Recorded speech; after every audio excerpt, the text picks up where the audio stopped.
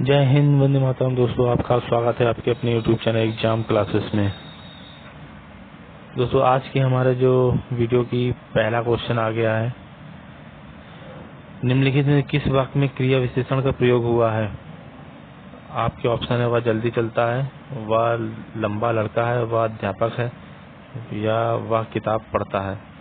तो इस क्वेश्चन में जो सही आंसर होगा आपका, ये ऑप्शन बिल्कुल सही होगा, वह जल्दी चलता है।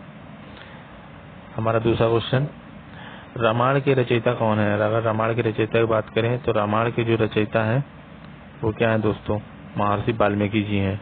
अगर वेद व्यास की बात करें तो वेद व्यास जी ने महाभारत की रचना की थी, महाभारत की रचना की थी। तो अपने तीसरे क्वेश्चन की तरफ आगे बढ़ते हैं। कोयल कूक रही है, वाक्य में कोयल कौन सा पद है। तो वाक्य में कोयल कौन सा पद है दोस्तों, तो कोयल जो है इस क्वेश्चन का जो बी ऑप्शन के साथ जाएगा, ये एक संज्ञा विशेषण है। चौथे क्वेश्चन की तरफ आगे बढ़ते हैं। वह लड़का बहुत ही बुद्धिमान है, वाक्य में विशेषण शब्द कौन सा है।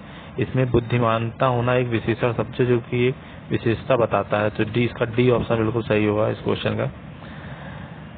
अपने पांचवें क्वेश्चन का आगे बढ़ते हैं। जो बुरा करे उसका अंत बुरा होता है, ये क्या है।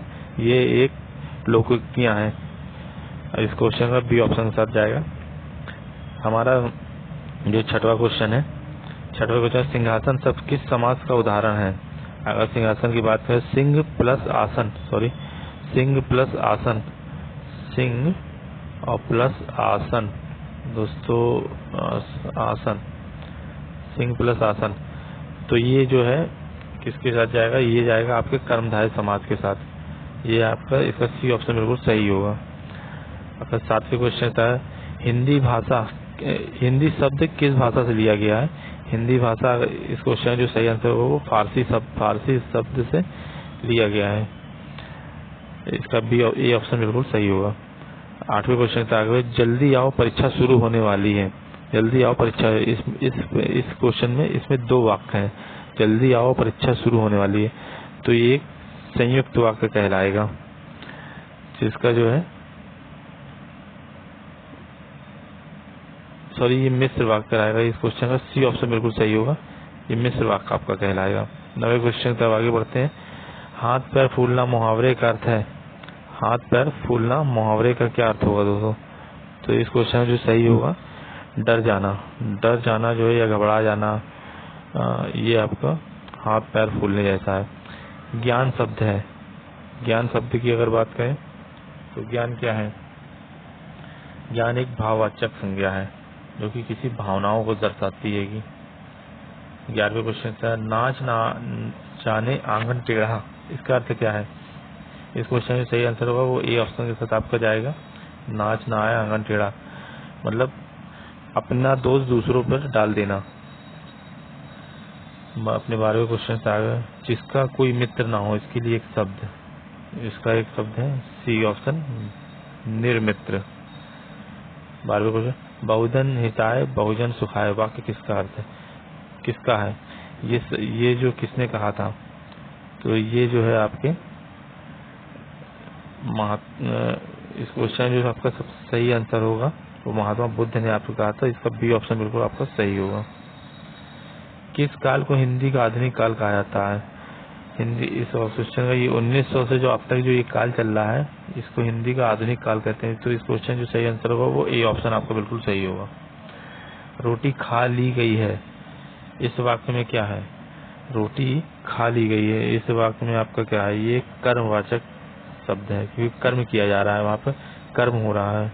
रोटी खा ली, खूब मेहनत करो, ये किस प्रकार का लिंग है, वाक्य लिंग, तो ये इसका डी ऑप्शन बिल्कुल सही, ये लिंग रहित है।